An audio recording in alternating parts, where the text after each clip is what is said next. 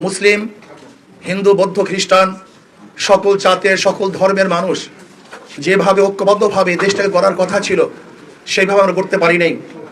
এর জন্য আমি চাই আগামী 12 তারিখে সকল ভোটারগণ হাত পাকা পুটিকে ভোট দিয়ে বাংলাদেশের অসমাপ্ত কাজগুলিকে ইনশাল্লাহ পূর্ণ করার ইনশাল্লাহ প্রত্যয় গ্রহণ করবে এবং আল্লাহর জমিন আল্লাহর হুকুমত কায়েম করে প্রত্যেকটা মানুষের অধিকারকে ফিরিয়ে দেওয়ার জন্য আমি সমস্ত ভোটারদেরকে আহ্বান রাখবো। যদি কোরআন ও সুন্নাহর আইন বাস্তবায়ন করতে পারি তাহলে সাম্য, মানবিক মর্যাদা, সামাজিক ন্যায় বিচার প্রতিষ্ঠিত হবে, প্রত্যেকটা মানুষ অধিকার পাবে। শুধু তাই নয়, আমি শুধু মানুষই বলবো না, ইসলাম হুকুমাত হয় তাহলে মানুষের সাথে সাথে প্রত্যেকটা মাখলুকাত ইনশাআল্লাহ তারা নিরাপত্তা পাবে।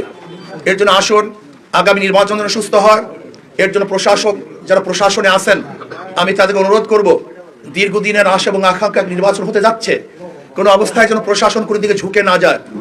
আমরা এই দিনে লক্ষ্য করতেছি প্রশাসনের যে ঢিলা ঢালা অবস্থা, তাতে এক সুষ্ঠু নিরপেক্ষ গ্রহণযোগ্য নির্বাচন দিতে পারবে কি না জনগণ সন্দেহ করছে।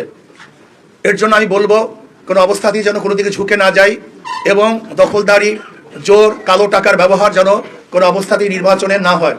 আমি সাংবাদিক বন্ধুদেরকে বলবো, আপনারা জাতির বিবেক, আপনারা যদি ইনশাআল্লাহ বস্তুনিষ্ঠ সংবাদ পরিবেশন করেন এবং জাতির প্রত্যেকটা প্রকৃত অবস্থা যদি তুলে ধরেন তাহলে ইনশাআল্লাহ এ দেশ সঠিক পথে চলতে বাধ্য। আমরা কোনো অবস্থাতেই বিপদে যাওয়ার কোনো সুযোগ থাকবে না যদি আপনারা সঠিকভাবে আমাদের পরিচালনা করেন। কিন্তু আপনারা যদি ন্যায়, নিষ্ঠা এবং বস্তুনিষ্ঠ সংবাদ পরিবেশন না করেন তাহলে জাতি গুমরাহির দিকে যাবে, অন্ধকারের দিকে যাবে। সেই জাতিকে কেউ আসলে অন্ধকার থেকে বাঁচাতে পারবে না।